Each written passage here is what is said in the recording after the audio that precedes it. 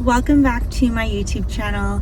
I thought I would kind of sit down with you guys. Right now I'm just parked in a parking lot at a park that's pretty popular, and I thought I'd reflect. And I do have my Invisalign retainers in because I'm still like in that process of retaining the structure of my teeth. At the end of the year, and well, end of year, beginning of next year, 2023 in January, I should be able to ditch my retainers throughout the day and only wear my Holly retainers, which are the metal ones that you typically see, at night. So yeah, this is just an overall update video. I'll talk a little bit about my Invisalign. I'll talk a little bit about my Prozac.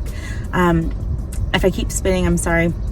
It just kind of happens when I have these retainers in, especially because I forgot to wear them for like the past 2-3 days, so I'm making up time and kind of getting used to them again. So yeah, this video is going to be an update on those things. And then also, I don't know if you guys saw my last 2 videos. I went on a solo camping trip to Kings Canyon, and I had made a video about why I took the trip. And then the second video I put out about it was just more clips of the nature that I saw, and I had some music playing in the background, things like that. So nothing too crazy, but hopefully this is content that you might like. And I do have some exciting news, which I'm going to announce at the end of the video and kind of get feedback on what you guys think about it, my decision on taking this next step. I would love to see other people's opinions on it, kind of get feedback, and maybe see if anyone has done the same thing, or if these videos that I'm going to be putting out will help anybody in the future. So yeah, let's go ahead and jump right into it and talk a little bit about what has been going on lately. Okay, so the first update I wanted to talk about is my Invisalign, because you know, it's easy to tell I'm still using the retainers, things like that. So with my Invisalign, you can definitely tell the difference. I'm done with my treatment. I finished in June of 2022, so I've been done for a couple of months now. I've only been doing retainers during the day. So what my orthodontist had told me is just to wear my clear retainers during the day, but with the clear retainers, they're not going to last as long or keep its shape as long. So to wear that for 6 months, and then wear my Holly or my metallic retainers at night. So that's what I've been doing for the most part. There are days where I skip, but I definitely make up for it by wearing my retainers extra long, or making sure that I have them in for like a full 24 or 48 hours afterwards, and then using them like normal, taking them out to eat and stuff like that. I'll still do that when I'm trying to catch up with my routine, but I'll just be more conscious of like making sure I have it in all the time and not leaving it out for an extra like 30 minutes or something like that, which I would typically do. So with my retainers and my Invisalign treatment, everything is going pretty well. So like I said, I finished my treatment in June of 2022, and I am now just on my retainer treatment. In January of 2023, so beginning of the year next year, I should be able to just I wanted to adjust this. I should be able to just have my retainers in at night. So I'll only be using the metallic metal metal retainers at night, and then I will probably end up not using my invisible ones, or just keeping them just in case I lose my metallic retainers, or if something happens to them, whatever the case may be. So the second update I wanted to go over is my Prozac. So I'm still taking my Prozac. I've been through kind of some struggles getting on medication when it came to being on Prozac. If you haven't seen my last 2 videos, my first video about Zumwalt Meadows, I was explaining how I went on a solo camping trip to Kings Canyon, and how that trip was kind of representative of me branching into this new life that I'm about to enter.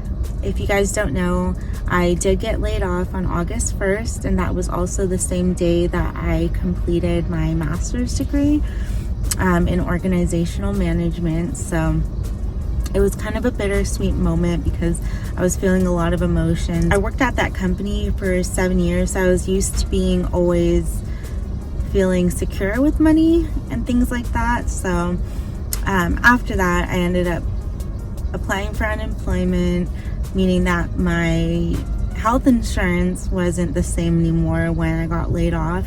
There was the option of doing COBRA, which allows you to, if you live in California anyway, to receive the same healthcare benefits that you were receiving while you were employed. But that's not something that I wanted to do because you'd still be paying like the premium. It just wasn't in my budget at the time. So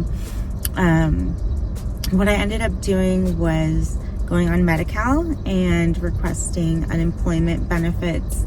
And I know that this type of help that people get from the government, people can look at it a couple different ways, but at the same time, there are times where like people really do need it, and to be able to tap into that resource during a situation or a time where things are unforeseen, just like being laid off, is honestly a lot of help. So I applied for unemployment. I'm currently on unemployment now, but I have been looking at other jobs. So that's something that I've been doing. I've been going on a lot of different interviews, applying to a lot of different jobs, and really figuring out what's best for me and what suits me and what doesn't suit me at this time, to be honest. So out of that, this can be a whole separate video in itself, but out of that time, I did have to find a doctor that accepted Medi-Cal in order to continue my Prozac medication. So that being said, I'm still on Prozac. I'm still been taking it. Luckily, right when the whole layoff happened, I was able to request another month's Prozac on the insurance I had because it lasted until the end of the month.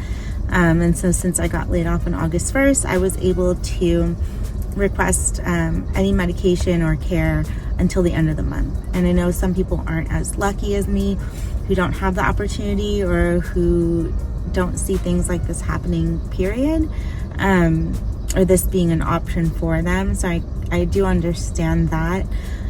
So I do consider myself very lucky, very grateful to have had that opportunity to refill my Prozac, so I'd be able to last until I found another alternative.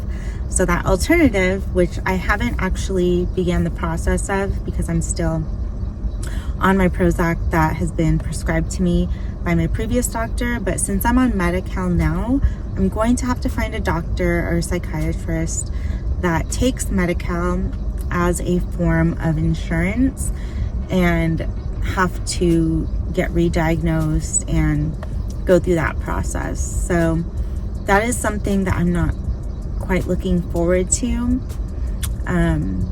which kind of leads me into my next update. So I am doing Rover now.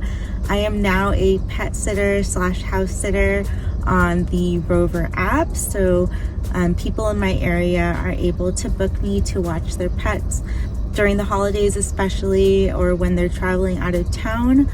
And that's something that I have been doing for the past few weeks now. So I'm going to put out more content in regards to Rover and what that's like. So definitely, if you are looking into pet sitting or house sitting or have done it before with either Rover, WAG, or a different app like that, let me know so that I can learn from you guys. And then I will definitely try and share some tips and tricks that I learn along the way about my experience. My first video is going to be about getting started with Rover, how I set up my profile, how to do a meet and greet, things like that. All the things that I kind of was nervous about when I started, but now that I have a really good handle on it, I feel like I can talk about it and provide some really good tips and information for those who are looking to become a pet sitter on Rover. or a pet sitter, house sitter in general. And that is kind of what I've been doing to make money the past few weeks. And I am still receiving unemployment, but the way that works is that you're considered an independent contractor if you're on the Rover app as a sitter. So in that case, yes, you will have to pay taxes at the end of the year, and you do have to report your earnings to unemployment. Depending on what you earn can affect how much you receive in unemployment and your status. So to be quite honest with you, this week, tomorrow, which is Sunday, is the first actual week that I'm reporting my earnings that I've earned from a gig as an independent contractor with Rover. So I can provide a little bit more information or insight as to how that affected my unemployment becoming an independent contractor. I can explain a little bit about how that affected me and my unemployment becoming an independent contractor on Rover. So thumbs up if you want to see more Rover content and kind of what I do on there and what it's like to be a Rover pet sitter. I'm thinking about doing an update on how much I've made in the next 3 months with Rover, so it can kind of give you an idea. I would say I live in a pretty busy area. And change your location, and you can kind of see on the app how others are kind of setting their rates and stuff like that. So I can talk more about all that stuff if you do want to see it. If you want to see more Rover content, please hit the thumbs up and let me know, and I can definitely do videos on things that you guys might want to see.